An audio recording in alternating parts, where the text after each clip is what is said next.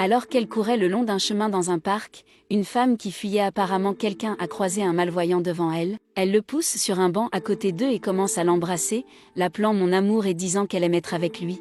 Un policier passe devant eux, probablement à la recherche d'un criminel. Elle essaie de se déguiser et s'excuse en disant qu'elle l'a pris pour son fiancé, puis s'excuse et part rapidement.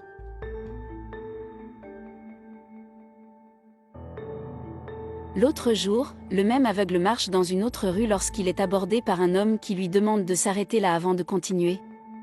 À ce moment-là, il commence à vérifier ses vêtements pour voir s'il n'a rien de précieux, et après avoir soulevé son chemisier, il voit qu'il cachait un téléphone portable.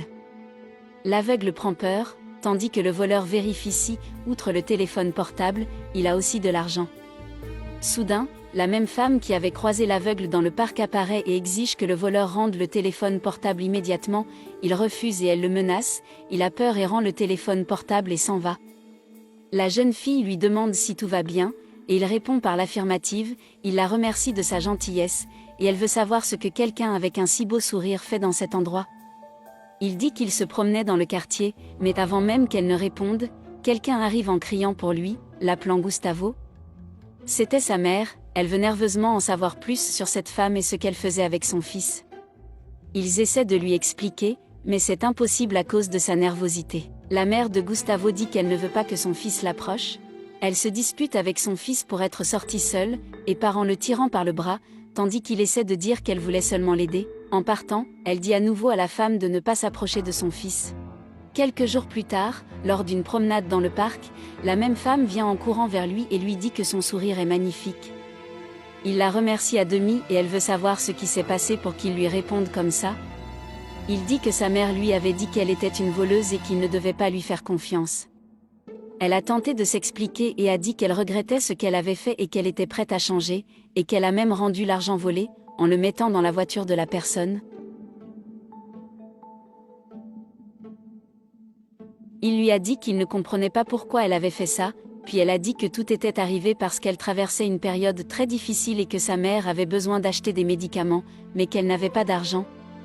Il lui demande si elle n'a pas travaillé, et elle commente combien il a été difficile de trouver un emploi, et elle lui promet que d'ici 2 semaines elle aura un emploi.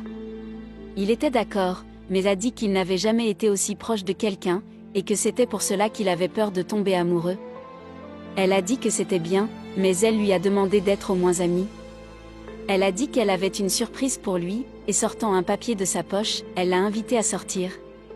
En partant, elle a dit qu'à partir de ce moment-là, c'était elle qui le guiderait, elle a pris son bras et ils ont commencé à marcher. Assis sur un banc, elle enlève les lunettes de son visage, et il voulait savoir pourquoi, puis elle a dit qu'elle allait lui faire un dessin. Il est heureux et lui demande si elle sait vraiment dessiner, elle lui répond que oui, et que c'est quelque chose qu'elle aime faire. Il a également voulu savoir si elle avait déjà suivi un cours de dessin, et elle a répondu qu'elle avait toujours aimé dessiner et qu'elle s'était améliorée petit à petit. Ils ont beaucoup parlé, à un certain moment de la conversation, elle a dit qu'elle aimerait étudier l'architecture. Il a été surpris, car c'est aussi un cours qu'il aimerait suivre. Elle a terminé le dessin et le lui a donné, en lui disant qu'elle espérait qu'il le garderait, parce qu'elle l'avait fait avec beaucoup de soin, il était très heureux, et puis elle a encore commenté son beau sourire. Il la remercie à nouveau, et regrette de ne pas avoir pu voir le dessin qu'elle avait fait. Elle est assez triste de la situation, mais pour se détendre, elle a dit qu'il y avait même un bon côté, qu'au moins il ne verrait pas à quel point elle l'avait enlaidi. Alors ils ont ri ensemble. Lors d'un autre rendez-vous, elle lui demande si la journée a été amusante et il répond par l'affirmative. Après cela, elle a également voulu savoir s'il avait gardé le dessin qu'elle avait fait, il a dit oui, qu'il l'avait gardé dans sa maison. Elle s'est inquiétée en pensant que sa mère allait le jeter, mais il a dit qu'elle ne ferait pas ça, et qu'il avait quelque chose à lui dire. Elle est devenue curieuse, alors il a dit que sa mère parlait à un spécialiste et qu'il lui avait donné l'espoir de le revoir. Elle était très heureuse, mais inquiète, elle voulait savoir s'il allait partir, la laissant seule. Il a dit non, il serait de retour en ville. À ce moment-là, elle est devenue triste, disant que lorsqu'il pourrait voir à nouveau, il ne voudrait plus rien savoir d'elle. Il a dit non, il la voudra toujours près de lui, puis il a pris affectueusement ses mains dans les siennes. Puis elle loue son sourire une fois de plus et embrasse sa joue. Arrivée à sa maison, Elle se précipite et se cache derrière le portail, car sa mère est soudainement apparue. Elle était en colère et voulait savoir où il était et qu'elle était inquiète. Il s'excuse et dit qu'il est sorti se promener. Elle l'appelle pour qu'il entre, tandis que la femme reste cachée derrière le portail. La mère de Gustavo a eu des soupçons et l'a vu se cacher. Très en colère, elle a dit qu'elle appellerait la police si elle insistait pour être près de son fils. Et elle a répondu qu'elle ne voulait pas faire de mal à Gustavo et qu'elle était amoureuse de lui. Mais la mère est devenue encore plus furieuse, et a dit qu'elle ne permettrait aucune sorte de relation entre eux. Elle a insisté pour essayer de la convaincre qu'elle avait changé, mais en vain, la mère de Gustavo continuait à dire que si elle ne partait pas, elle appellerait la police, et qu'elle devait s'en aller. Mais elle continuait à insister sur le fait qu'elle avait changé et qu'elle l'aimait. La mère de Gustavo dit qu'il est impossible qu'ils restent ensemble, et ferme le portail devant sa femme et rentre furieusement dans la maison. Et elle s'en va très triste, la tête basse. Le lendemain, elle tombe sur une scène qui la rend très triste, la mère de Gustavo mettant une valise dans une voiture, comme si elle était prête à partir en voyage avec son fils. Et c'était effectivement le cas.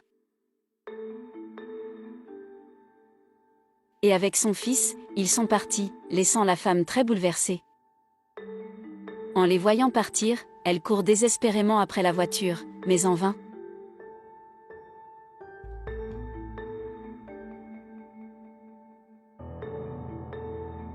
Des années ont passé, la même femme, mais désormais architecte de formation, va rencontrer un client, dont elle n'imaginerait jamais de qui il s'agit, au téléphone portable et la tête basse. Ce client lui demande d'attendre qu'il ait résolu un problème avant de lui parler.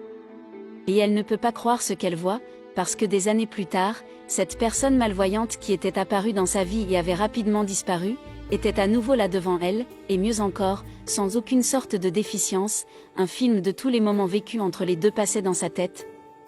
Elle parle à nouveau avec émotion de la beauté de son sourire pour voir s'il se souvient de qui elle est, et lui, avec son large sourire, a su tout de suite qui était cet architecte devant lui,